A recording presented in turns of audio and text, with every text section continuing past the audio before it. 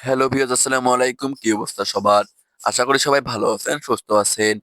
আজকে যাচ্ছি আমরা আমাদের ইউটিউব চ্যানেলের জন্য নতুন মাইক্রোফোন নিতে। তাই আমার ফ্রেন্ড সহ অটোতে করে চড়ে বসলাম এবং আমরা যাচ্ছি লালমনিরহাটে মাইক্রোফোন নেওয়ার জন্য। তারপর আমরা একটা অটোতে করে চড়ে বসলাম এবং অটোর ড্রাইভারকে বললাম যে, "ভাই আমরা লালমনিরহাটে যাবো।" তো তিনিও বললেন, "আচ্ছা ভাইয়া ঠিক আছে। আপনি লালমনিরহাটে কোথায় যাবেন?" তারপরে আমি বললাম, "ভাই আমি লালমনিরহাটের ইলেকট্রিক্যালের দোকানে যাবো। যেখানে আমরা নতুন ইউটিউবে চ্যানেলের জন্য আমরা মাইক্রোফোন নেবো।" তো তিনি বললেন, "আচ্ছা ভাইয়া ঠিক আছে। আপনার ইউটিউব চ্যানেলের নামটা কি? আমি আপনাদের ভিডিওগুলো দেখবো।" তারপর আমি বললাম, "ভাইয়া আমার ইউটিউব চ্যানেলের নাম দিয়েছি আমরা স্বাধীন টিভি। আসলে আমাদের চ্যানেলে আমরা নিত্য নতুন এবং ফানি ভিডিওগুলো আপলোড করে থাকি।" তারপরে উনার সাথে কথা বলতে, বলতে অনেক সময় পেরিয়ে গেল।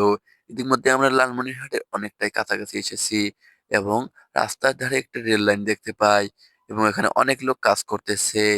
তারপরে এক চাচা এসে বলল যে, "আমিও যাবো লালমনিরহাটে।"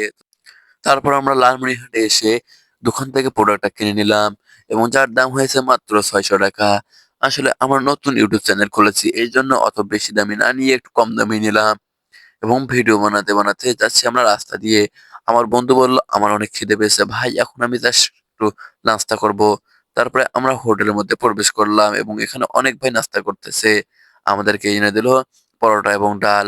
খেয়ে-দেয়ে আবারও আমরা অটোতে চড়ে বসলাম এবং যাচ্ছি বাসার দিকে এবং যেতে, যেতে আমার প্রোডাক্টটা দেখছিলাম।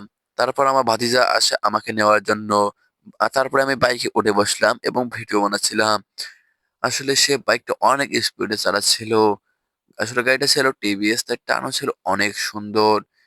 তার মিটারে যদি আপনারা লক্ষ্য করেন দেখতে পাচ্ছেন গাড়ি কিন্তু অলরেডি ৫০ ক্রস করেছে এবং ৬০ এ উঠবে বলে এবং আমি অনেকটা আতঙ্কে ছিলাম।